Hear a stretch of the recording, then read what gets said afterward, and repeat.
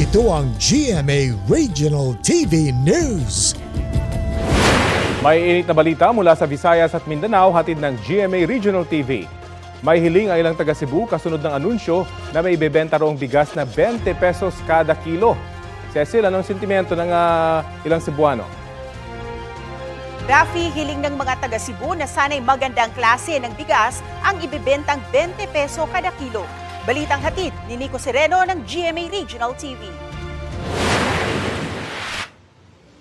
Ayon sa mga nakausap nating tindera ng bigas, kailangan pa nilang ipaintindi na wala pang murang bigas. Paabot kami sa muabot nga naitay tag 20. Dili yun nga. Baligyan mi tag 20. Amo kung mura mahal, baligyan pwede sa kanya. Lisod na. Mag-lisod na. May ibang customers na umaasa na magandang klase ng ibebentang tig 20 pesos kada kilo ng bigas. Ibili classic. Hindi mo makaon na ng baho, kaya makaon. Magkano, di ko ko palit kay nga itong sundan way lami, ang bugas way lami. Sao na lang. Pero glami ang klase. Okay ra.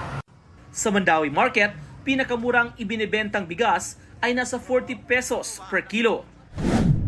Kabilang ang ilang taga Talisay City sa mga lugar na nakabenepisyo ng ipatupad ng Cebu LGU ang Sugbo Merkadong Barato kung saan ibinebenta na tig 25 pesos ang bigas. Inilunsad ang programa ng Cebu Provincial Government noong November 28, 2023 na tumagal hanggang Mayo ng 2024. Patabang-tabang sa de. Minta lagi barato na ron ang bugas kay galisod man gay meron.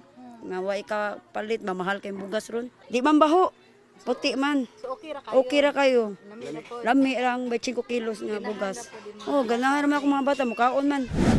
Sa lungsod ng Cebu, umani ng iba't ibang reaksyon sa mga mamimili sa balitang ipapatupad na ang 20 pesos kada kilo ng bigas sa susunod na buwan. Di ko mutuan na. Mutuo ko 20 kilong bugas tanan dili lang in FA apil ng ganador ay buri tanan diha nami mutuo nga bugas nga 20 rang kilo di kay pilion ang bugas nga kanang makakabuhi. Hindi ko mutuan ng tag 20 oy. Sunod semana naman kuno. Paminahon lang nato kung kuan matuman ba na nila.